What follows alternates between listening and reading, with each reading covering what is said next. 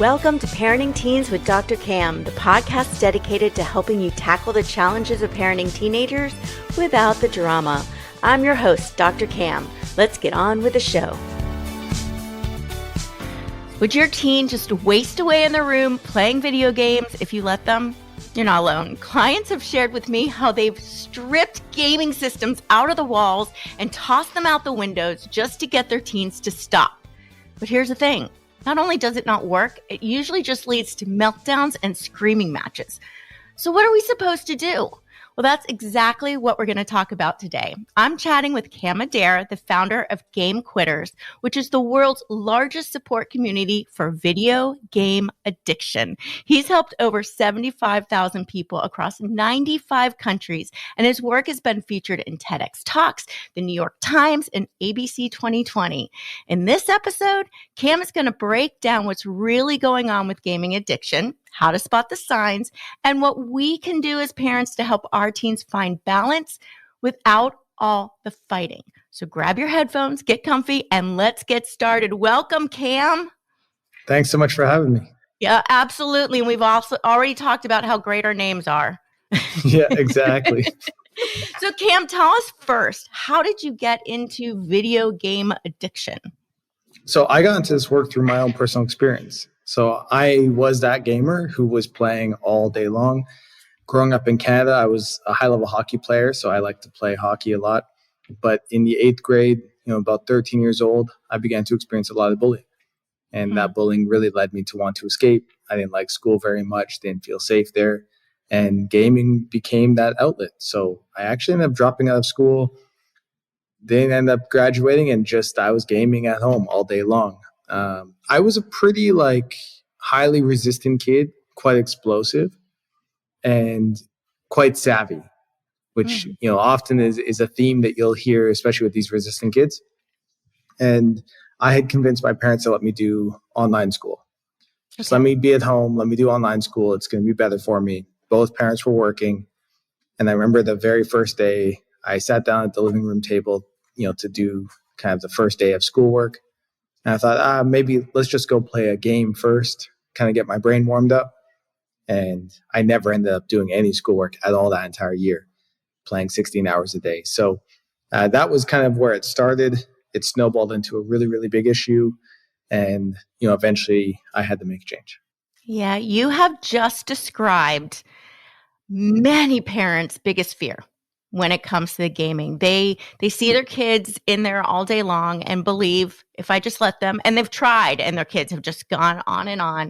And they feel like, oh my gosh, they're not going to do anything else. So you are that person. And I love that you're here now talking about it. This is great. So tell us a little bit, first of all, I hear parents use the term, my kid's addicted a lot. Addiction.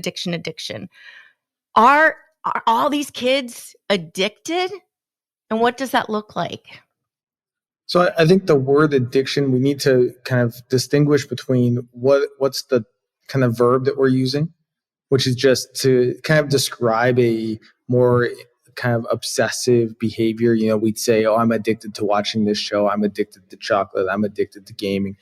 And, that's describing more of this sort of layer of passion, this layer of interest. And then there's actual clinical addiction. And so when we're looking at gaming, I like to think of this as a continuum. So all gaming behavior falls on this spectrum.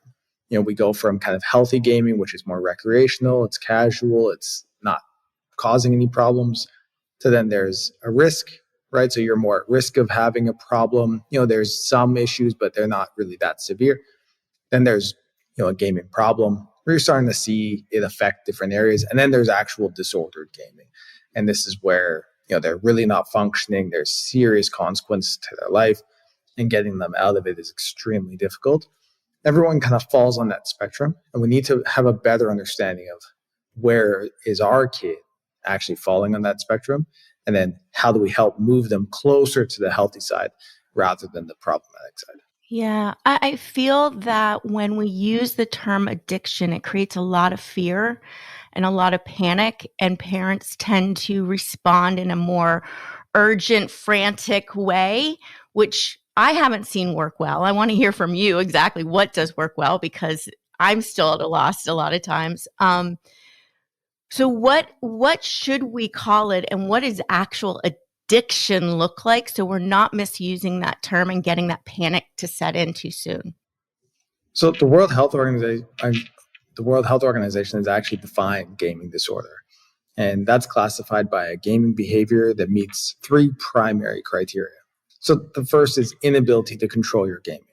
This is just more and more and more. No amount is ever enough. You're trying to reduce it. You're trying to keep it under control, and you just can't. You just need to keep playing. The second criteria is gaming taking precedence over other interests and other activities. Now, that precedence is a really key term here. Gaming is the priority. Gaming is the primary thing you're focused on. It's not just, okay, I don't like doing sports anymore. It's gaming is more important to me than doing anything else.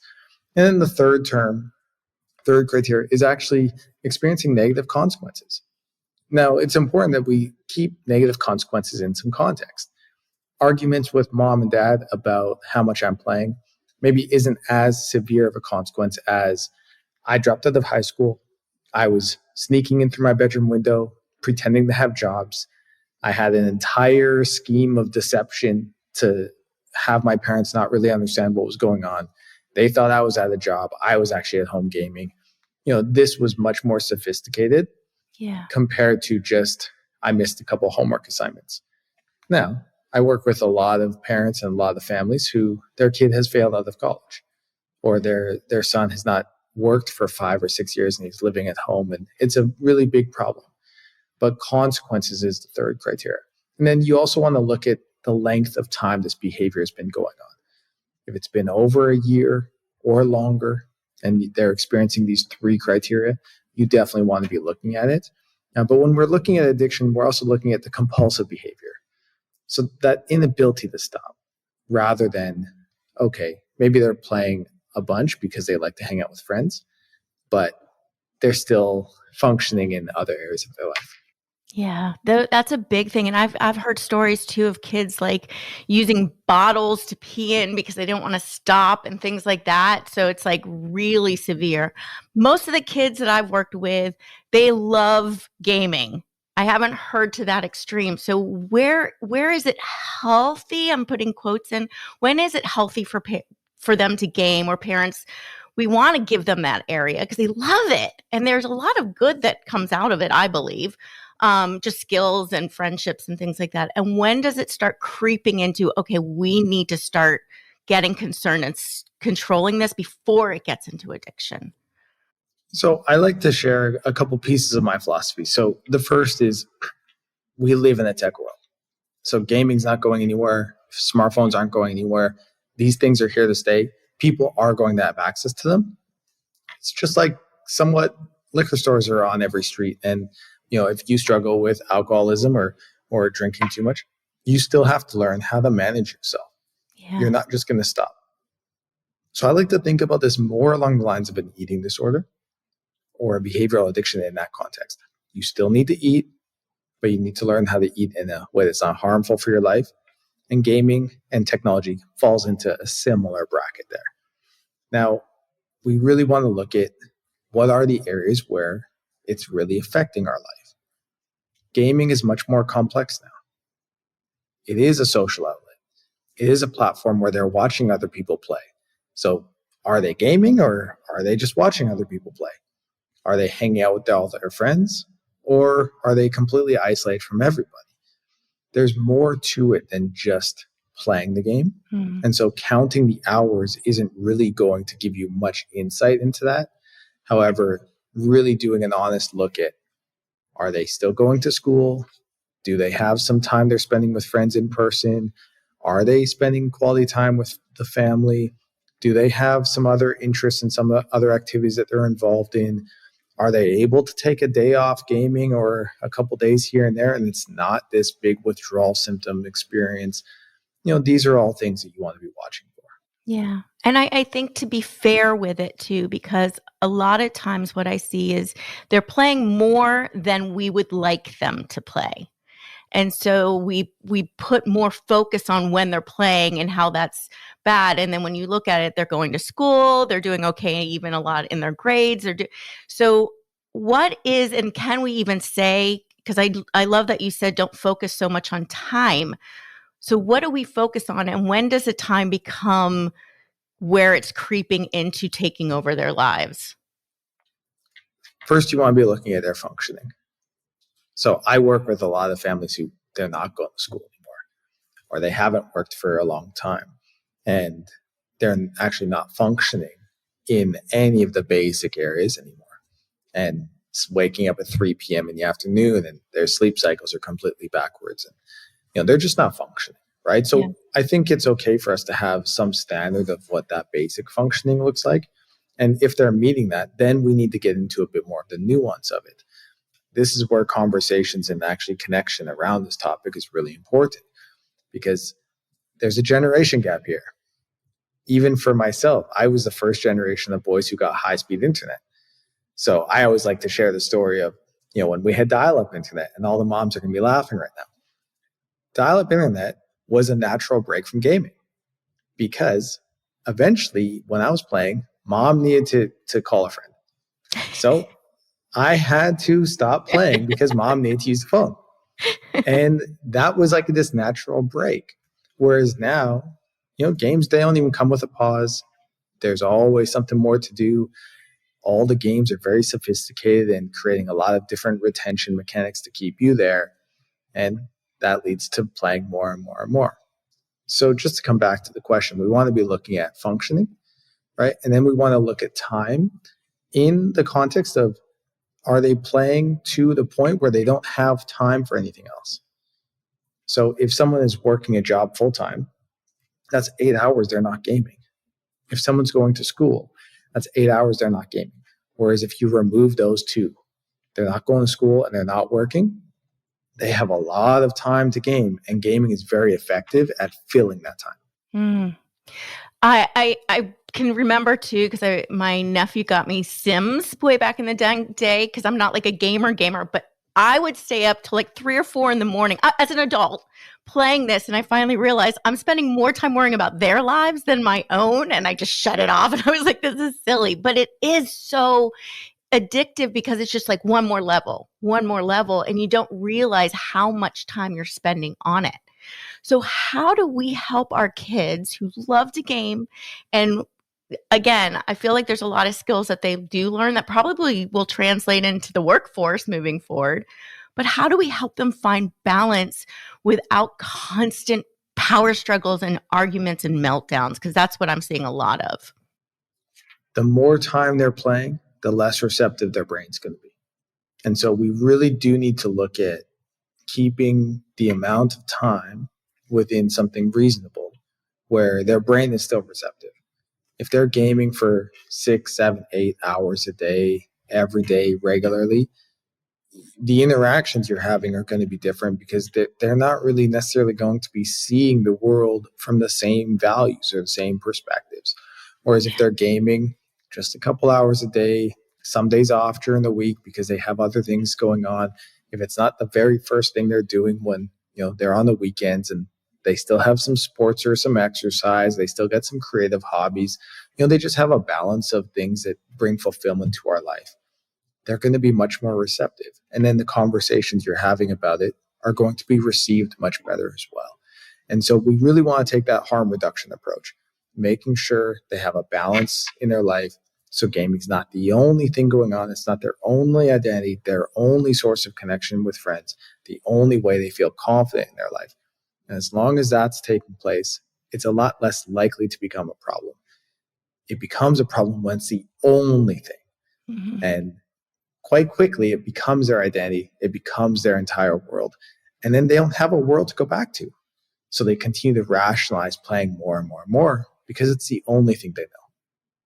Yeah. And when we see our kids going down that path and we start to get a little frantic that they're going to waste away in their bedrooms playing video games, how do we approach that, especially if we don't have that connection with our kids right now because they're always in their rooms? So my dad found a trick that worked really well for him, and it also worked really well for me. So one thing that he discovered was talking to me while my computer was right there, or actually just in the house itself, was really not effective. Because if we were talking about something that we need to talk about and we were in the house, my emotions would boil up so much and I didn't know how to handle them that I would just explode. If he was talking to me and my computer was right there, I would tell him whatever he needed to hear so he could get out of the room and I could get back to the games. Yeah. So what he discovered, so I come from a place called Calgary in Canada, and there's a famous milkshake shop in our hometown, which is called Peter's Drive-In. Now, what he did was anytime we need to have a conversation, he'd say, "Hey, Cam, you want to go to Peter's?" Now, I always wanted to go to Peter's, but also I knew what he was doing, which was, hey, we're going to go for a drive. We're going to drive 20 minutes there. We're going to talk about whatever we need to talk about. Then we're going to sit down, have a Peter's milkshake, just talk about sports, just talk about whatever, just connect, and then 20-minute drive home, talk about solutions. Yeah. That structure for me made a world of difference. In the car, I was looking forward. I wasn't looking at him. I was looking forward. There was some movement with the vehicle. I was also in a moving vehicle, so I couldn't get out, which allowed me to actually have to kind of like deal with whatever I was feeling. Yeah. And that gave me actually more safety. Drive there, then have the milkshake, and then talk about solutions. But again, he was approaching me like, okay, dude, how are we going to move forward? Rather than here's what you're doing. Here's what I've decided. It was, how are we going to move forward? But because he gave me a voice, especially in being able to get everything out first and then talk about solutions, I had a voice and I was willing to work with him. I just needed the right structure. So I think a lot of parents can do really well by going for a walk, going for a drive, getting out of the house maybe, or finding the environment that's going to be helpful for their son or daughter to be receptive. And you have to find, where are they receptive? My dad found that for me, and that really helped us move forward. I absolutely love that, Cam. And I think that translates to pretty much any topic that, the way to connect with them and bring. I love how we going forward doing it. It's beautiful. I think a lot of parents have this fear and say, this is a problem. And they might do this and say, okay, I need to address this problem. And their teens don't see it as a problem at all. They're like, my friends play more than I do. I don't see what the big deal is. So how do we get on the same page if we think this is too much and our teens think this isn't even enough? Mm-hmm. So it's a bit tricky because sometimes their teens can be comparing themselves to gamers who actually do have a problem, right? And the tricky part with online friends is that the variety that they're going to have is their friends are going to be very diverse. So they're going to be from lots of different time zones, lots of different countries, and all sorts of different contexts. And so I think for parents, it's always important to bring it back to what are the family values and what's actually the context of our family and our family values. And the more that you can bring it back to that, the more it can help you in these discussions amongst these other friends or in comparison to their online friends who might come from very different backgrounds or have very different family values associated or be in very different stages of their life. Some of their online friends have jobs, and so they won't be online all the time. But other friends, they don't have jobs, so they are on all the time. Sometimes your son or daughter might be the one who is on all the time, and their friends are coming in and out depending on how available they are. So I think, again, you just want to bring it back to not always the amount of time they're playing, but maybe it's the amount of time they're in their room or the amount of time they're on their computer or how much time you're spending together as a family to get away from this kind of debate about, are they playing? Are they watching just YouTube? Are they just hanging out by themselves because they don't want to be around the family? I think bringing it back to how do you want to connect as a family, that gives you something that you can measure much more. Yeah. And it builds that connection, which I think, as you said, a lot of kids often are gaming because they are actually escaping into their rooms, because when they're outside the rooms, their parents are arguing about them or fighting with them about gaming, right? So Or talking about politics or just something that they don't really want to be involved in. exactly. And so we're just going to go hide in here, and that's what there is to do, right? Now, I know a lot of parents who approach it by setting very strict time limits of when they can, but their kids don't typically abide by it. So it ends up in a power struggle fight, or just shutting off Wi Fi and saying, we're just going to shut this off, and that's how we're going to control it. How do you feel about those type of control tactics in terms of helping our teens minimize the amount of time they're playing? Less ideal Yeah. than we'd like to be. And also, frankly, sometimes necessary, Mm. right? So I work with lots of families who, maybe there's been a lot of financial support and the son or daughter might be just gaming all day and not working, and rent is still being paid. And, it's a really tricky situation. It takes some context to be aware of, but there is a role for parents to be making decisions of how involved are they going to be in enabling the access, right? Yeah. And again, this depends on what's the severity we're dealing with here. Are they not going to school? Are they not working? This might need a bit of a different approach. If they're still going to school, if they are working, they're still quite functional, then I think that's where you really need to be much more collaborative. But I think that the collaboration needs to be, here are my ideas, here are your ideas, and where do we actually find some common ground, rather than this is how it's going to be, or giving maybe if it's a teen, so much responsibility that they don't have the executive functioning to be able to actually follow through with. So then they struggle to follow through, and then you're in conflict about it, compared to looking at, if they don't have the executive functioning skills to actually be able to manage it, where are we able to put them in a position where they can succeed, rather than giving them so much responsibility that they can't succeed, and then you're in conflict. So sharing that responsibility, I think, is really crucial. I love that too, because I think it's so important to find the solution that works rather than getting upset with our teen if they don't follow the solution we came up with. Because, like you said, they'll agree to it at the time, either to make us quiet or because they truly believe they can do it, and then they can't do it. And then we might get upset saying, oh, you're just ignoring it, when really it's just too hard for them. Is that true? I think that plays a big role in it. I also think if we take the context of games into consideration, the games they're playing and how those games work is a really important part of the whole context. So, common scenario most parents are going to fall under. Maybe, let's say, their teen is playing Fortnite. They're playing with their friends. They're supposed to get off at 9 o'clock. It's 8:50. Mom is like, 10 more minutes and you got to get off. Then 9 o'clock comes. Mom says it's time to get off. He's like, 5 more minutes, right? 5 more minutes, 5 more minutes. Well, what's happening there is the game they're playing might last for about 20 minutes. And they started the game 10 minutes before their time was up because it was like, oh, maybe we can get one more in. They're playing with their friends. Mom comes in and they're 5 more minutes. But then maybe they finish the game and they don't get off because their friend's like, hey, one more, one more. And they know they can just say, okay, 5 more minutes, right? And so what we really need to be understanding is, what games are they playing and how do these games work and how long is the average game, so we can create the right system. So we are transitioning around 10 o'clock, but it's not turning into this 5 more minutes, 5 more minutes, 5 more minutes, where then mom's getting resentful and feeling like you're not following through. But then the teenager also doesn't feel heard, because it's easier to ask mom for 5 more minutes than to get off and ruin the game for their friends, which might cause problems with the friends.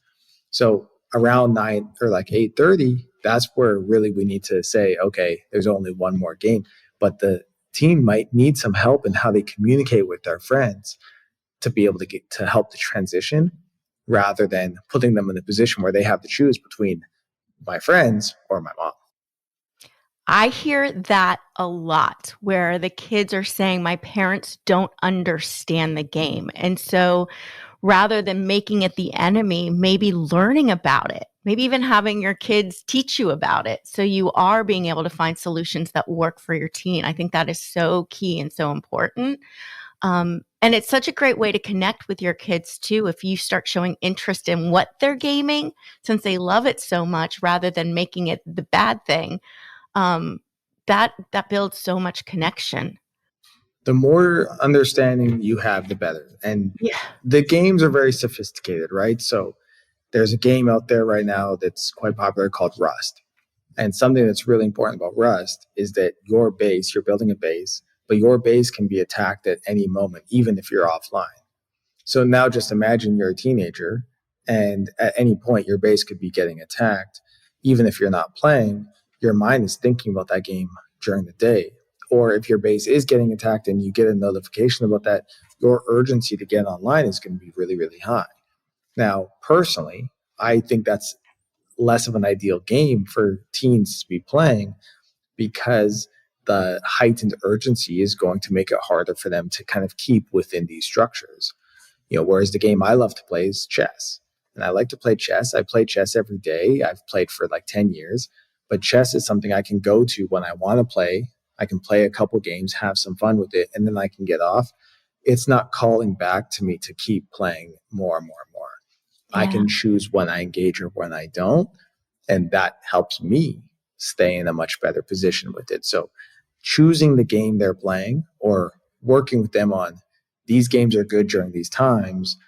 Maybe don't play this game if you need to get off in an hour. Having those discussions, I think, really sets people up for success. Yeah, I think setting them up for success is so key. And you're right. We're asking our teens to basically fight against really complex, smart systems that are programmed to keep them coming back. Right. So it's hard for us not to do it. And their executive functioning isn't as developed yet. So it's really hard for them. So getting angry at them and fighting with them and locking it down is not helping them build those skills. Exactly. Right. So, okay. So our kid is now at the age where they're going to start gaming. They're like, we're going to start doing it. How can we set them up to begin with? Or we have younger kids when we have a little bit more ability to control it a little bit without the teens who are obviously going around our backs and stuff. How do we set up some guidelines to begin with and help them teach from the beginning to establish a healthier relationship with gaming? Are there things we can do? Yeah, so I think first you want to really be taking note of how do I feel before I play? How do I feel while I'm playing? And how do I feel afterwards? And those sorts of discussions of bringing a lot of awareness to how we feel at different points of this journey is really crucial. So I know if I'm playing certain games, during the game I might be quite like awake and alert, but afterwards I feel quite tired. Or if I'm not playing, I feel a little bit irritated. Whereas a game like chess, I feel great before, during, and after. And so bringing awareness to how we feel with certain games really helps a lot. The other thing we want to be looking for is how do we transition off of the game and into something else as smoothly as we can. It's not as simple as I'm going to turn the game off and then start doing my homework, because your brain's actually going to need some time to kind of decompress from the experience. So we really want to get really intentional about what that transition actually looks like. Just like, for you or for me, maybe after working for quite a few hours, if we were going to go on a date night, I'm not going from I've just been writing for like 8 hours straight into a date night because my brain's just not available for that. But if I know I'm going on a date, I'm going to maybe go to the gym in between, maybe have a shower, have some time to just kind of decompress, and then I'm much more available for that. So we want to help our kids understand what the transition looks like once they're playing into something else. Because I think often we just assume we're going to stop playing, turn the game off, and our brain's going to be available for what we need to do next. And it's just not the case. So we really want to bring awareness to that transition. Yeah, I think that's a big one. Just turn off your game and go to homework. And that transition isn't as easy as we think. So that I think it's almost impossible, to be honest. Yeah, that's really the stimulation alone is significantly different. The dopamine that they're getting from the game afterwards, their dopamine is kind of depleted somewhat. It's going to take a little bit of time for that battery to recharge, right? They often were just in a very hyper flow state. Their brain was being like quite alert and quite immersive, and homework is not that interesting.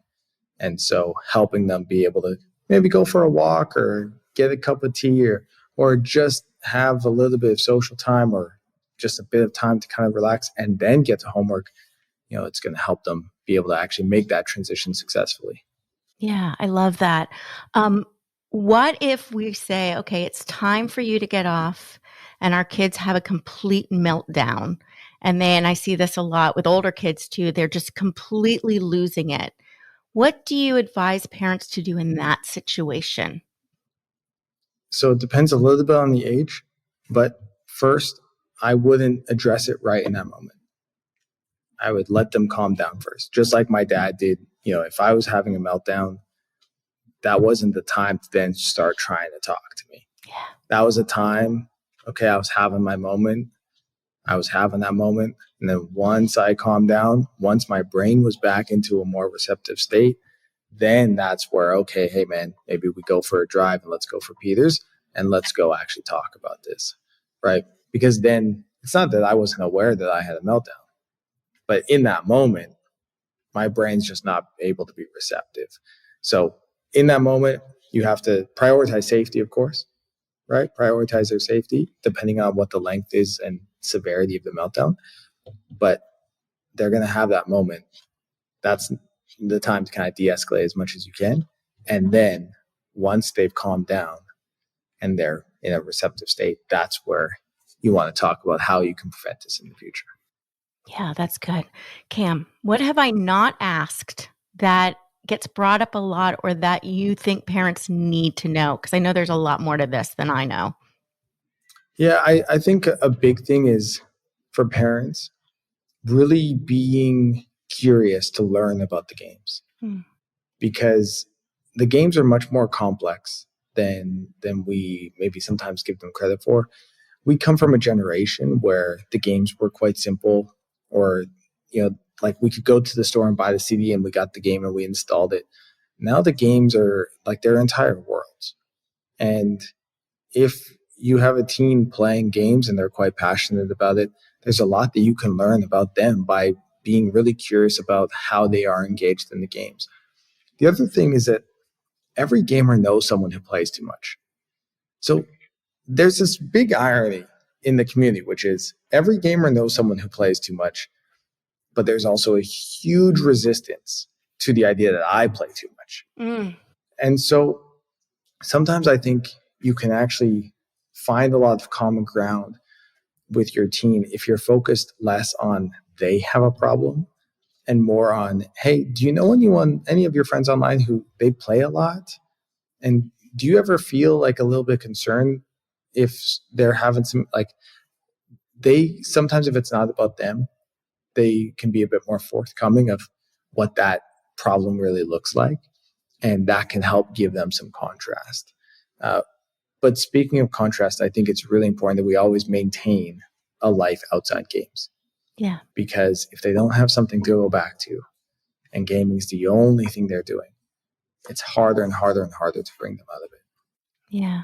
I think I love the don't focus on them as the problem, because you're right. That puts them in defense mode immediately, and they're going to justify everything they're doing. So they're shutting down. And helping them find a balance, I feel like, is less about telling them to spend less time on the gaming and focusing more on what other things are fun to do.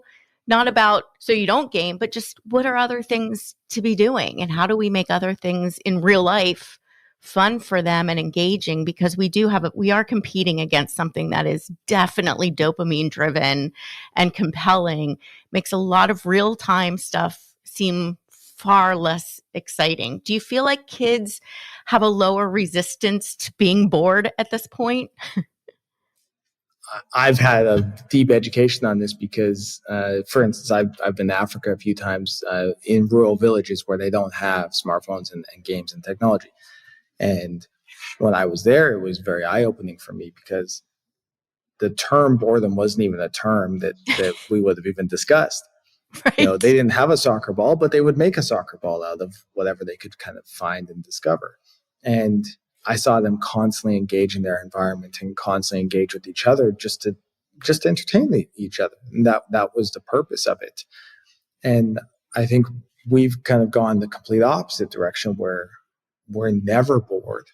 Yeah. And so we're constantly stimulated. And so now the idea of boredom feels painful. Mm-hmm. And it's not like this like external pain. It's an internal one. And it's an unconscious one. We respond to it like it's a pain. Yeah. And so boredom's also where motivation comes from. So one of my favorite examples is with a client I was working with. He was actually a college student who was very motivated to learn music production. So he was focusing on his school, and after his homework, he wanted to go and work on his music. But then he was a bit tired, so he'd go lay on the couch and he'd start scrolling on TikTok or whatever. And he'd find he never went to work on music. Right. And what's so interesting about this scenario is if he just did one simple thing differently, he would have all the motivation he needed to actually go work on music. And the only thing he needed to do differently was to go lay on the couch without his phone. Yeah. Because he would rest for about 5 minutes, and then he'd be so bored that all of a sudden music production would seem really interesting. Yeah. So I think we need to get back to this idea of even just a little bit time away from our phones or a little bit time off of our devices, going for a walk, not constantly being stimulated. Being more comfortable with this idea of boredom actually will give us that motivation to engage in the other things and find interest in them. But if we're constantly consuming, we're never going to feel bored and we're never going to have any motivation for something else. Yeah, that is really important, and to help our kids, even adults. I know the other day I was without my phone. I was like, I'm in pain right now. Like I need something to look at. So setting up kind of that detox time. But I want to add to make sure that that's a positive experience rather than taking their phone away as a punishment to make them focus. Now we're associating boredom with also punishment, which is not going to make it something they look forward to or motivated, right? It's going to make them just angry. So making that detox time or that time away a positive experience. Do you agree with that? Exactly. Okay. And I love activities where like it's like a forced detox just because of the activity. So going to the sauna. Can't bring my phone in the sauna. Eventually it overheats. I've tried. Swimming. Can't bring my phone in the water. Surfing. Hiking. No Wi-Fi, right? I love these things. And, you know, I do go to the ice bath and the sauna. And when I was in California, surfing a lot, but I swim most days. And I love those moments because the phone's not available. So I'm not thinking of the phone. Whereas trying to resist the phone when the phone is available, then you're in this like willpower state. And so the more you can find some activities where the phone's just not around, the easier it is to actually focus in those moments. So even just as an example, if you're going for a walk as a family and it becomes this kind of ritual to just go for a walk after dinner around the block, 10 minutes, phones are left at home, you'll have a more present family. And then you'll probably end up connecting a little bit more and it'll be a more connected experience. So I think finding some of those small moments to leave the phones at home really makes a big difference. That is beautiful and so important. And modeling that is really important because I know as parents, we tend to have our phones on us a lot as well. And we're kind of modeling that experience, but then saying you can't do it and I'm doing it. So we got to really be aware of what we're modeling as well. Cam, this has 100%. been extremely insightful and helpful. And I know a lot of people are going to really appreciate this and learn from this. How can they find you if they want more? Yeah, so I'm on Instagram at GameQuitters, also gamequitters.com. We have hundreds of resources on the website, different blogs, lots of videos on YouTube. There's lots of help out there. We have a free community on Facebook for parents to be connecting. And I just want every parent to know that there's a lot of awesome content out there now helping parents on being able to navigate these issues. When I started this whole thing back in like 2011, I can tell you there was very little out there. And now I'm blown away what you're doing with your podcast. I'm blown away at how far this has all come. And I just want parents to know you're the first generation of parents dealing with these issues. You haven't seen a whole generation that had smartphones ever before. And so I just want to give parents a lot of encouragement that if you're out there and you feel like you're kind of struggling with this, you're definitely not alone. And there is a lot of help out there. And hang in there, because you are the pioneers of working on this issue. That is so good. That is a great place to end with that encouragement. Cam, thank you so much for joining us today. Thanks for having me. Absolutely. And that's a wrap. Thank you, parents, for taking time out of your busy day to listen in. I appreciate you. If you found the episode enlightening, please like, review, and share with a friend navigating the teen years. Until next time, stay curious. Remember, there's always more to the story than what you see.